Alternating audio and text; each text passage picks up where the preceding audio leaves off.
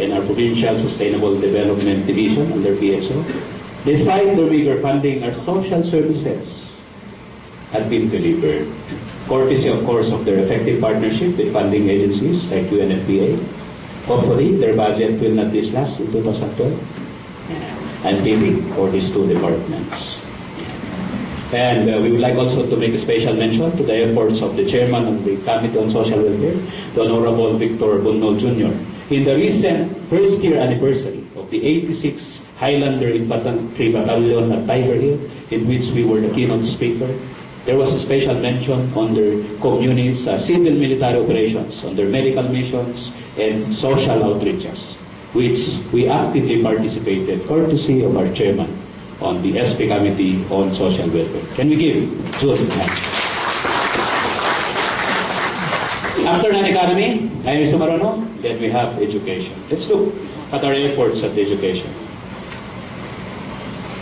Basically, our education efforts is being tackled by the Provincial School Board, which we have revitalized. One of the members of this August body is an active member of this Provincial School Board, the Honorable Clemente Bongtiwo. There was even more by this August body for everybody to be a member of that. Yeah? You remember that? Maybe that will be pursued at some other time. Lately, we have fielded, as mentioned earlier, 40 SEF paid teachers province-wide. We have increased their monthly honoraria from 6,000 when we first assumed office to 7, then lately 8,000 per month. So to the mayor's present, nayunan yung mata, SEF teachers yun. Iso mamatita nga SEF di munisipyo, tanangat nga ito kanong di probinsya. Perhaps you can take the cue from us. Pare-parehas tayo the SEF because one half of the SEF fund coming from our real property taxes is being retained by the municipalities which are collecting, one half of which is being remitted to the province. We have also embarked on construction and repairs of several school facilities from our SEF. We have started a 2 million phase 1 building for the Banawi National High School Annex at Kinakin, Banawi, Tuga, under the existence of our Honorable Clemente Bongtiwo. We also have a 1 million completion of the Ifugao Provincial Science High Dormitory, and we are currently completing the Kiangan Central School Gymnasium. All of these were started by our predecessor in office because we believe that to maximize the use of our resources, we have to continue from the gains of our predecessors in office.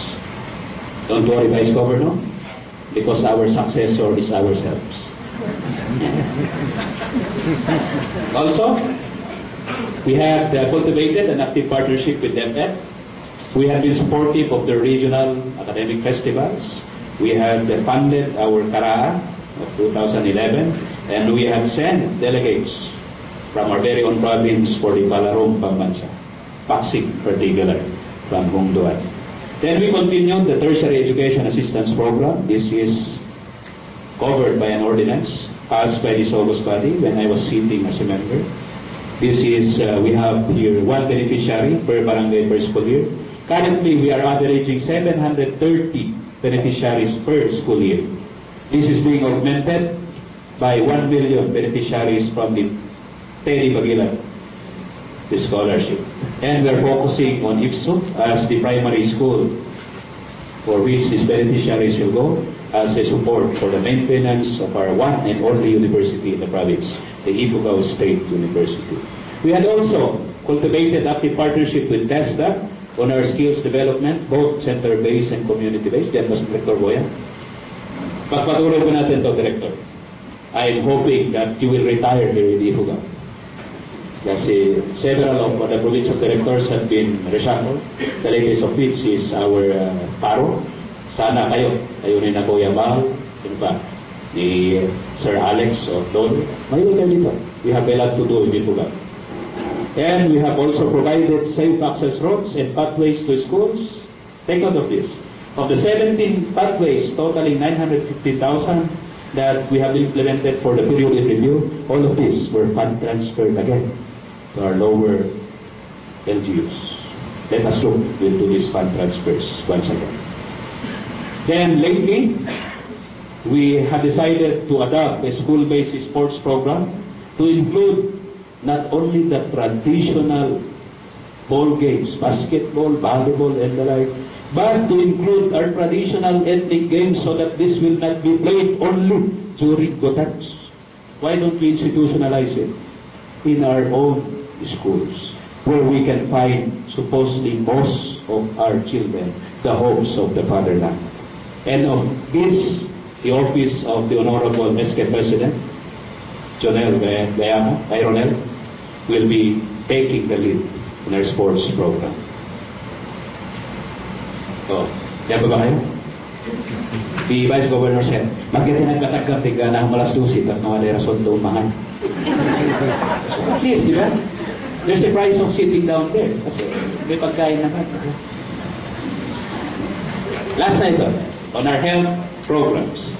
When we sat down in office, we had this in mind, that there are two aspects of our healthcare programs, the preventive side and the curative side. The preventive side, strictly, ito na yung public health natin. I have said this time and again, but it's worth mentioning, that when we assume office, we pleaded to our good provincial health officer, the active Dr. Mary Jo Dulawan. Sabi ko, pwede ba? Doon ka lang sa Capitol. Para pag may tanongin ako, nandyan ka lang sa tatito. This is actually to distinguish the thin line between preventive health and curative health.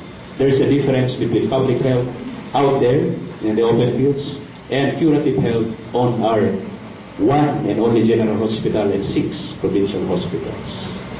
May mga magaganda naman tayo ginawa, courtesy of our public health sector. Ito, i-announce ko naman para may palakpakan tayong sunod.